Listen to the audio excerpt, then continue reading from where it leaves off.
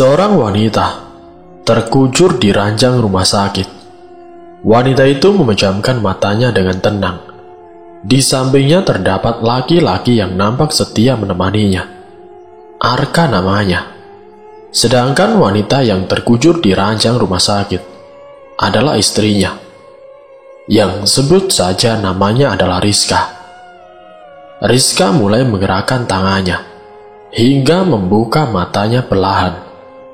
Ia melihat Arka sangat setia menemaninya. Dia mengelus lembut rambut Arka.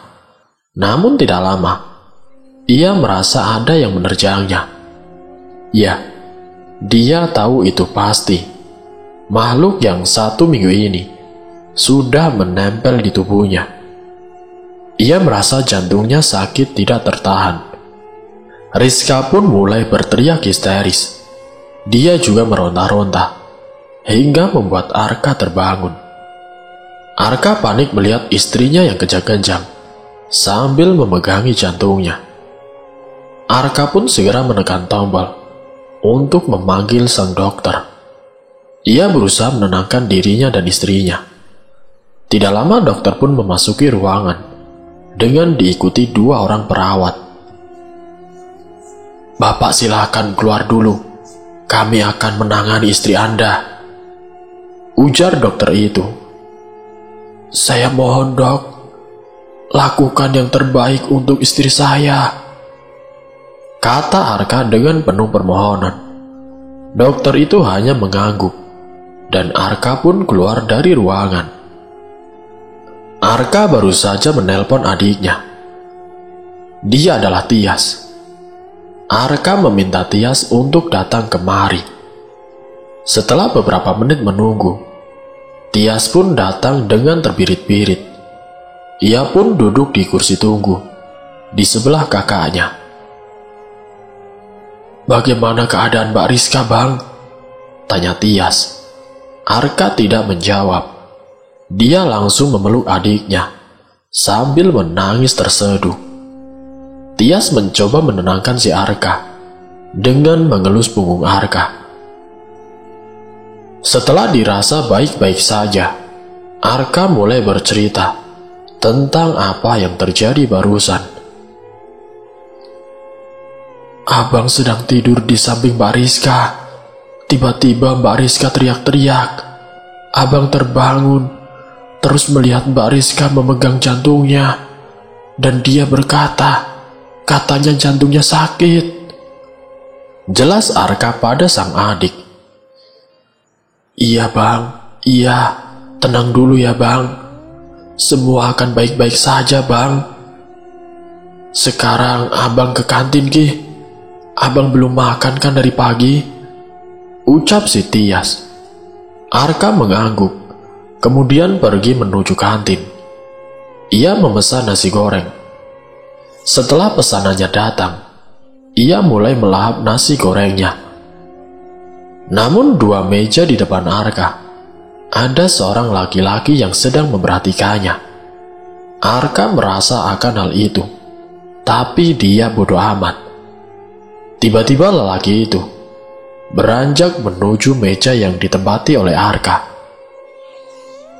"Sepertinya saya pernah melihat Anda di suatu tempat," ucap lelaki itu. "Oh ya, kira-kira di mana ya?" tanya Arka. "Kamu kan laki-laki yang tidak tahu malu jalan sama pacar orang," kata laki-laki itu sambil menunjuk wajah Arka. "Pacar orang? Sepertinya Anda salah orang. Saya itu sudah beristri, mana mungkin jalan dengan pacar orang lain," bela si Arka. Aneh sekali. Arka mana punya waktu untuk melakukan pekerjaan yang sia-sia seperti itu. Sedangkan dia sangat sibuk mengurusi istrinya yang di rumah sakit. Mana ada maling mau ngaku. Bisanya cuma ngeles. Kamu gak tahu aku siapa? Aku Zaki, anak pemilik rumah sakit ini. Kalau aku sudah muak lihat muka lo, aku bisa usir lo dari sini. ucap lelaki itu dengan nada menekan. Arka hanya tertawa. Ternyata lelaki di hadapannya ini pacar adiknya, yaitu si Tias. Karena kamu sudah memperkenalkan diri, jadi saya juga akan memperkenalkan diri saya. Kenalkan, nama saya Arka Dharmawangsa. Arka? Tanya lelaki itu. Ia mulai gugup dan baru sadar kalau lelaki di hadapannya adalah calon kakak iparnya. Maaf bang, maaf sekali. Jadi abang kakaknya Tias ya? Sekali lagi saya minta maaf ya bang, saya tidak tahu. Ucap Zaki memohon. Arka tersenyum, lalu menerima permintaan maaf dari Zaki. Oh ya, abang kesini ngapain? Siapa yang sakit bang? Tanya Zaki. Istri saya rawat inap di sini. Kamu mau menjenguk? Tias juga ada kok, tawar Arka. Zaki mengangguk, kemudian menunggu Arka menghabiskan nasi gorengnya. Setelah selesai makan, mereka pun beranjak untuk pergi ke ruangan di mana Rizka sedang dirawat. Namun baru saja mendekati ruangan, Zaki sudah merasakan aura hitam yang pekat.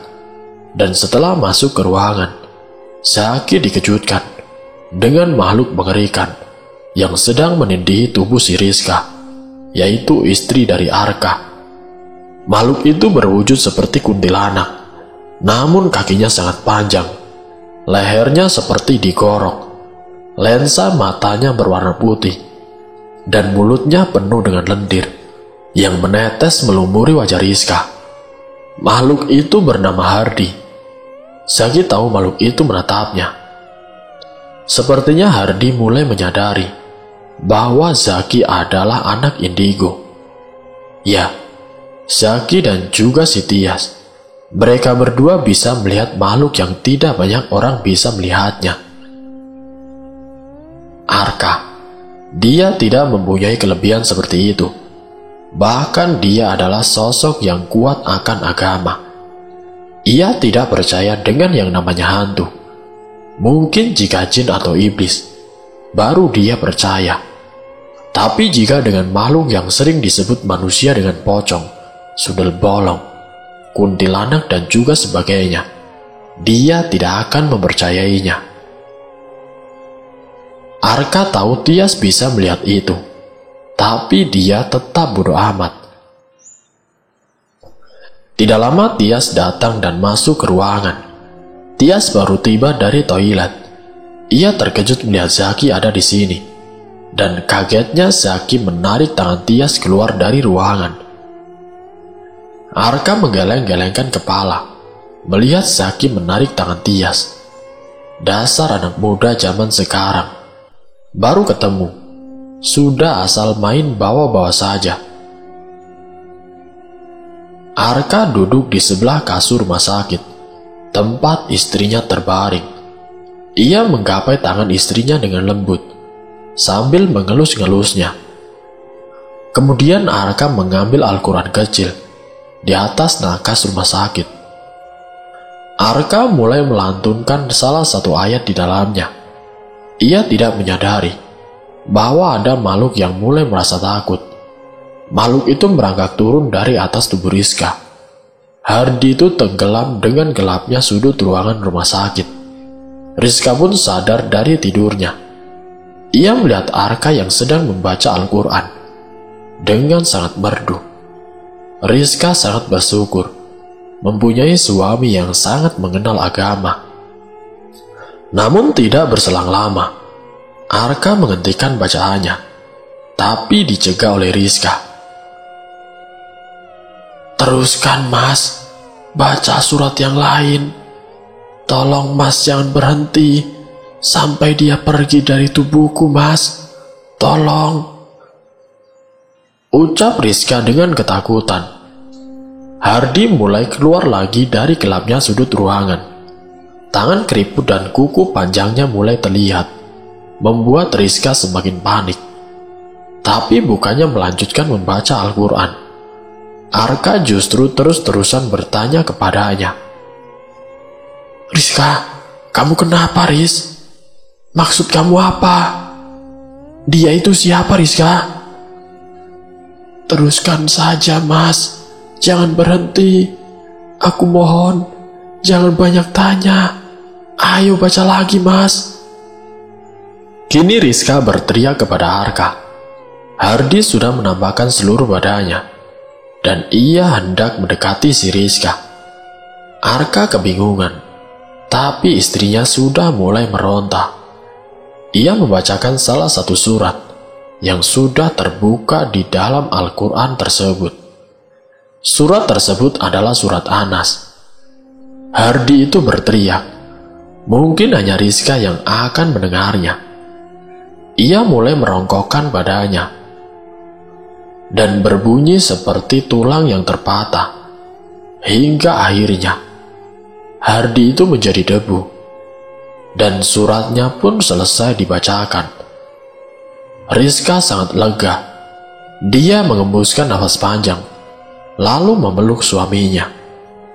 Ia benar-benar takut sekali dengan makhluk yang mendiami tubuhnya selama 1 minggu ini. Rizka menangis di pelukan si Arka. Dia benar-benar sangat bersyukur.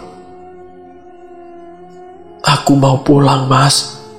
Aku mau dia pergi dari tubuhku, Mas." Rizka merengek. "Tenang, kita akan pulang setelah kamu sehat," ucap Arka sambil menenangkan istrinya. Rizka melepaskan pelukannya. Kemudian dia berteriak seperti orang gila. Dia benar-benar muak. Ia sudah memberitahu Arka bahwa ia tidak sakit.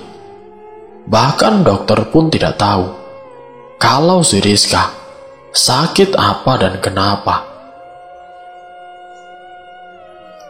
Zaki menarik tangan Tias hingga di koridor rumah sakit. Zaki benar-benar tidak percaya dengan adanya sosok Hardi yang sedang menindihi tubuh kakak iparnya si Tias. "Tias, kamu tadi lihat kan sosok yang sedang menindih istri Bang Arka?" tanya si Zaki. "Iya, aku lihat. Sebenarnya aku sudah tahu dari awal Mbak Rizka ketempelan," jawab Tias dengan kepala menunduk. "Kenapa kamu tidak bilang sama Abang Arka?" "Tias, kamu tahu kan makhluk itu Hardi? Dia bisa membunuh manusia dengan cara mengambil jantungnya," ucap Zaki sedikit kesal. Menurut si Zaki, Tias benar-benar tega dengan kakak iparnya. Dia membiarkan kakak iparnya menderita selama seminggu ini. "Aku tidak tahu harus bagaimana, Ki. Yang bisa bantu Mbak Rizka cuma Bang Arka. Dan aku tidak tahu harus ngomong ini kepada Bang Arka seperti gimana. Dia tidak akan pernah percaya kalau aku bercerita kepada dia." "Memangnya kamu tahu cara membunuh Hardi?" tanya si Zaki. "Aku tahu. Kita harus bawa Mbak Rizka ke dalam masa lalu Hardi. Konon katanya Hardi adalah makhluk mitologi yang baik hati, tapi dia selalu kurang di mata kaumnya. Hingga akhirnya dia membuat perjanjian dengan iblis. Iblis itu meminta jantung Hardi dan juga hatinya. Setelah ia memberikan itu semua pada iblis, bukannya disanjung, dia malah dihina dan dibuang ke dunia manusia. Sampai saat itu, dia berkeliaran mencari jantung dan hati untuk mengganti miliknya yang sudah direbut oleh iblis," ucap Tias menjelaskan. "Jadi, kamu sudah tahu asal mula Hardi. Terus, kenapa kita harus ke masa lalunya kalau kamu sudah tahu?" "Hardi itu bukan hanya dari kaum mitologi. Mereka juga manusia yang bersekutu dengan iblis. dan diminta jantung dan juga hatinya. Aku lihat Hardi yang menguasai tubuh Mbak Rizka adalah Hardi dari kaum manusia, jawab si Tias. Aku masih belum mengerti. Tapi bagaimana caranya membawa Mbak Rizka ke masa lalu Hardi? Tanya Zaki kebingungan. Kita harus membuat Mbak Rizka menjadi koma, dan aku bakal menemani roh Mbak Rizka untuk masuk ke masa lalu Hardi. Selama aku dan Mbak Rizka ada di masa lalu Hardi, Bang Arka harus baca surat An-Nas, karena itu adalah kelemahan Hardi. Jadi selama kami berada di masa lalunya, dia tidak akan mengganggu. Jelas Tias dengan yakin. Berarti kita harus dapat persetujuan dari Bang Arka. Tias mengangguk.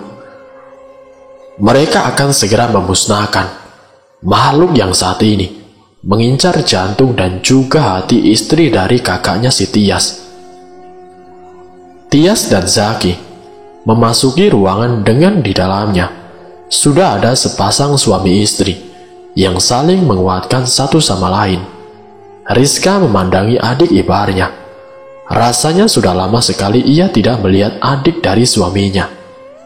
Terakhir ia melihat pada saat Tias ikut menemani Arka mengantarnya ke rumah sakit. Tias melihat ke sekeliling ruangan yang ia pijak. Hardi itu tidak ada, dan ini waktu yang tepat untuk mengatakan kepada kedua kakaknya tentang rencana yang dia bicarakan dengan Zaki. Bang, aku mohon, sekali ini saja abang percaya sama aku. Jadi tidak usah membuang waktu lagi. Aku di sini mau bilang, kalau Mbak Rizka itu ketempelan, Bang. Maka dari itu, Mbak Rizka tidak diketahui penyakitnya apa. Dokter bilang pun Mbak Rizka itu tidak sakit apa-apa kan? Terserah Bang Arka percaya atau tidak. Tapi aku sama Zaki sudah punya rencana untuk memusnahkan makhluk yang ada di diri Mbak Rizka. Ucap Tias meyakinkan kakaknya. Rizka yang mendengar itu semua merasa dirinya ada harapan. Benarkah aku akan bebas? Itu semua ada di benaknya. Namun Arka yang mendengar ucapan adiknya hanya diam saja. Lalu dia menatap mata istrinya yang penuh dengan harapan. Ia menunduk, berpikir sejenak, lalu mengangguk. Jadi bagaimana rencana kamu? Tanya Arka kemudian.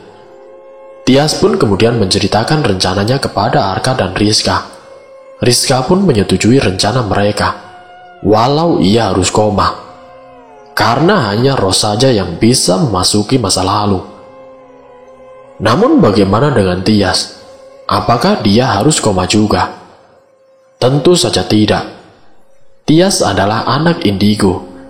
Dia punya kelebihan tersendiri. Mereka akan merencanakan tepat pukul 1 dini hari. Rencana pertama yaitu mereka harus membuat Rizka koma. Jam 1 tepat, Rizka sedang duduk di kursi dengan dikelilingi lilin dan bunga kamboja. Awalnya Arka menentang perbuatan musyrik ini, tapi ia tidak tahan dengan sorotan mata Rizka yang penuh dengan harapan. Mbak Rizka harus rileks dan fokus. Pikirkan impian Mbak Rizka untuk segera terbebas dari Hardi, ucap si Tias. Kini Tias duduk lesehan di depan si Rizka dengan lilin dan bunga kamboja sebagai pembatasnya. Mereka mulai memejamkan mata dan melakukan mediasi. Arka pun sudah siap dengan Al-Quran di tangannya.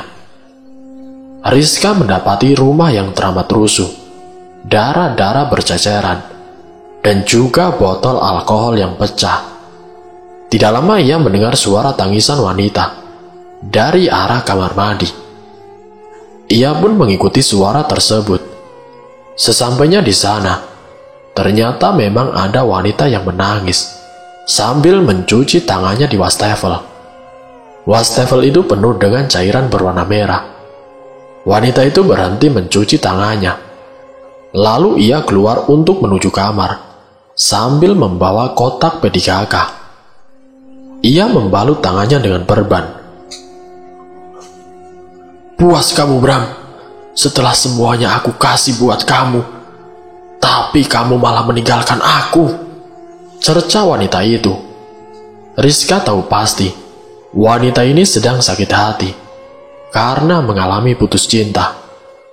Ia terus mengikuti wanita itu, kemana wanita itu akan pergi.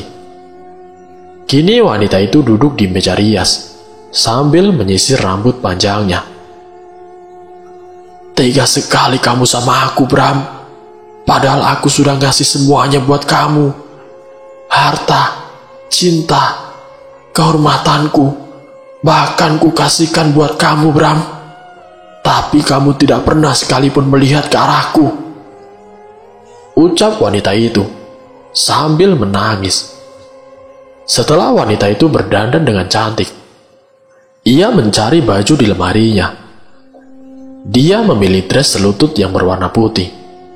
Rizka mengakui wanita itu tampak cantik dan juga elegan saat mengenakan baju itu. Tapi heran sekali, wanita seperti dia tidak mempunyai kebahagiaan. Kini wanita itu pun keluar dari rumahnya dan menuju ke suatu tempat. Tempatnya pun berganti. Kini Rizka berada di sebuah bar. Banyak sekali kalangan anak muda yang memakai baju tidak senonoh dan sedang berlenggak-lenggok. Rupanya tempat ini yang wanita itu datangi untuk bertemu dengan kekasihnya. Pantas saja dia tidak bahagia. Dia telah menemukan pilihan yang salah. "Hai Bram, cintaku, kasihku," ucap wanita itu pada sang laki-laki yang duduk di sofa bar yang tengah menikmati alkohol dengan ditemani wanita-wanita di sampingnya. "Loli, bukannya sudah kubilang kalau kita itu bukan siapa-siapa lagi. Kita berdua itu sudah putus," ujar lelaki itu. "Tapi Bram, aku sudah memberikan semuanya kepada kamu. Apa yang kurang dariku, Bram? Aku bakal usahain buat ngasih itu kepada kamu," ucap wanita itu meyakinkan. Lelaki yang disebutnya dengan nama Bram mulai berpikir apa yang dia inginkan dari wanita yang menurutnya sangat menjijikan. Aku tidak mau apa-apa darimu. Mending kamu pulang sana. Kamu itu sudah miskin. Apa yang bisa kamu kasih buat aku? Tubuh kamu juga sudah aku cicipi. Kamu tidak cukup memuaskan buat aku. Mending kamu mati saja. Cewek sialan. Jijik aku melihat kamu. Hina lelaki itu. Rizka benar-benar iba melihat semua yang wanita itu alami. Padahal dia sangat cantik dan juga baik hati. Tapi kenapa dia dihina habis-habisan oleh lelaki yang ia cintai? Seharusnya dia mendapat balasan ketulusan cintanya, tapi malah sebaliknya. Wanita bernama Loli itu lari meninggalkan bar sambil menangis. Rizka terus mengikutinya. Wanita itu berhenti di sebuah hutan terlarang. Wanita itu sudah berada di tengah hutan. Dengan hati ragu dan jiwa yang takut, wanita itu membuka suaranya dengan berteriak mengatakan, "Aku di sini untuk menyerahkan jiwaku. Aku mau mati," ucap wanita itu berulang kali. Suaranya menjadi sangat dingin menusuk. Angin yang meniup kencang menggoyangkan pohon-pohon dan awan menjadi sangat gelap. Wanita itu menguatkan jiwa raganya. Begitu juga dengan Rizka. Apa yang akan terjadi? Ada apa ini? Pertanyaan itu terlontar di benak Rizka. Tidak lama sebuah asap hitam datang bergemuruh, disertai dedaunan kering dari tanah. Muncullah sesosok wanita iblis dengan badan seperti akar pohon, kepala yang penuh dengan rantingan, mata hitam pekat, dan jari kuku yang sangat panjang, sangat mengerikan. Berani sekali berteriak seperti itu di sini. Sudah tidak sabar memberiku jantung dan hatimu ya, ucap iblis itu. Dingin. Ya, bawa saja jantung dan hatiku, tapi berikan dia untukku, ucap si Loli. Dia yang disebut siapa? Apakah lelaki yang ada di bar itu? Kenapa dia sangat bodoh? Wanita iblis itu mengangguk, lalu menyeringai jahat. Tiba-tiba tubuh Loli tercabik-cabik sendiri. Loli berteriak histeris. Tubuhnya mulai kehilangan daging. Hanya tersisa tulang dadanya. Tidak lama tulang dadanya itu mulai merapuh dan rontok. Tersisalah jantung dan hatinya yang terlihat. Rizka yang menyaksikan itu sangat ketakutan dan shock. Dia merasa lemas. Berdiri saja rasanya tidak sanggup.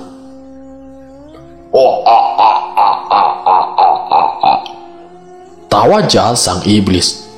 Jantung dan hati Loli diambil oleh iblis itu. Kemudian ia meludahi tubuh mengenaskan si Loli. Tubuh Loli mulai menghitam dan membusuk. Kakinya menjadi sangat panjang. Mulutnya mengeluarkan lendir. Loli membuka matanya. Ia setengah sadar dengan tubuhnya. Kenapa tubuhku menjadi begini? Aku kenapa?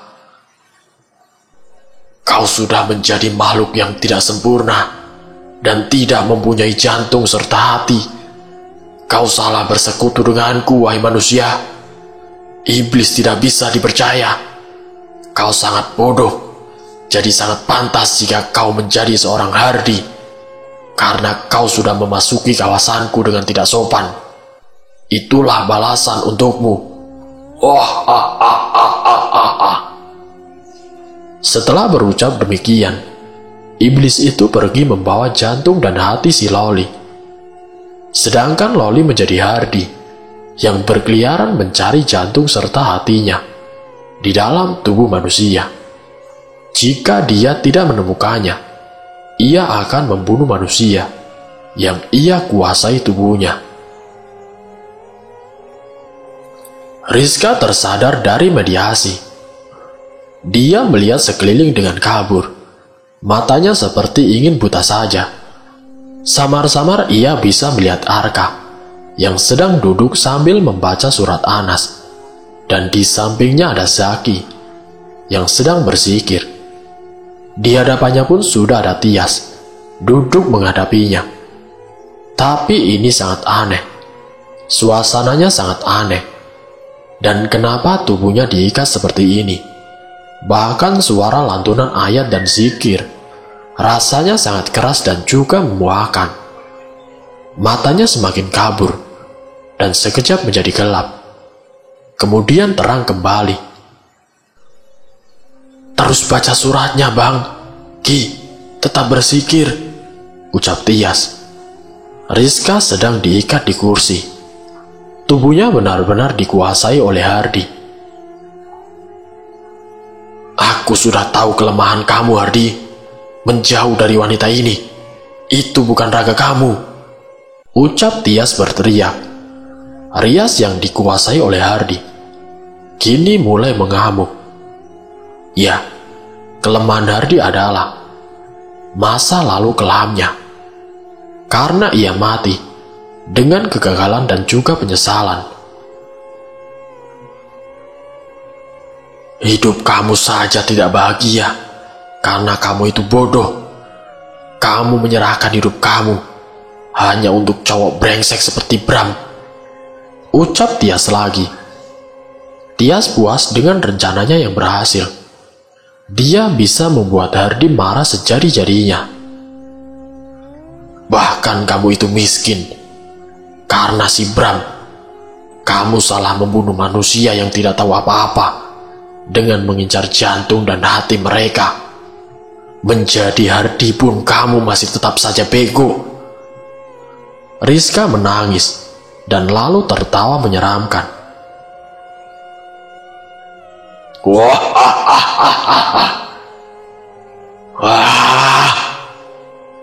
keluar kamu dari tubuh wanita itu. Kamu tidak pantas untuk memiliki tubuh wanita itu. Kamu itu sampah. Tias benar-benar memancing kesedihan dan juga kemarahan Hardy. Saya hanya ingin menjadi manusia kembali. Saya tidak akan mengganggu kamu. Kamu bukan urusan saya, ucap Hardy itu. Tias harus mengontrol kesalnya. Kalau tidak, dia akan kalah dengan Hardy ini. Jadi kamu sudah mulai permainan sama aku? Oke, aku pastiin kamu bakal kalah, bodoh.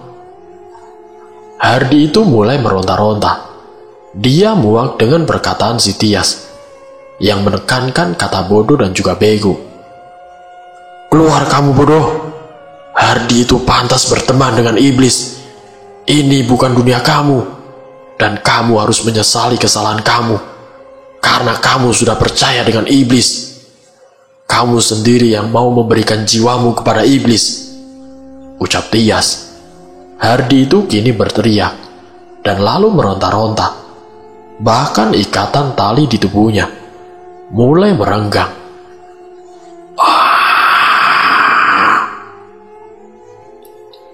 Bang, cepat baca surat itu di telinga Mbak Rizka. Zaki, cepat kalungkan tasbih itu di lehernya, perintah si Tias. Arka dan Zaki pun melakukan apa yang dikatakan oleh Tias. Dan lalu tiba-tiba Rizka memuntahkan lendir yang berbau busuk. Dan lehernya pun pantas hingga terkoyak. Dan lehernya pun panas hingga terkoyak. Kakinya memanjang serta tangannya berkeriput dan berkuku sangat panjang. Sebentar lagi kamu akan musnah, batin si Tias. Kini Hardy itu mulai melepuh di dalam tubuh Rizka. Ia lenyap seperti debu yang ditiup. Tubuh Rizka mulai berubah satu persatu, menjadi seperti semula. Rizka membuka matanya. Ia sudah bisa melihat dengan jelas. Tias menghampirinya dan memeluknya dengan erat. Disusul Arka yang sambil menangis. Ia sangat bersyukur Allah masih memberikan istrinya untuk hidup. Dia mengecup kening sang istri dengan bahagia.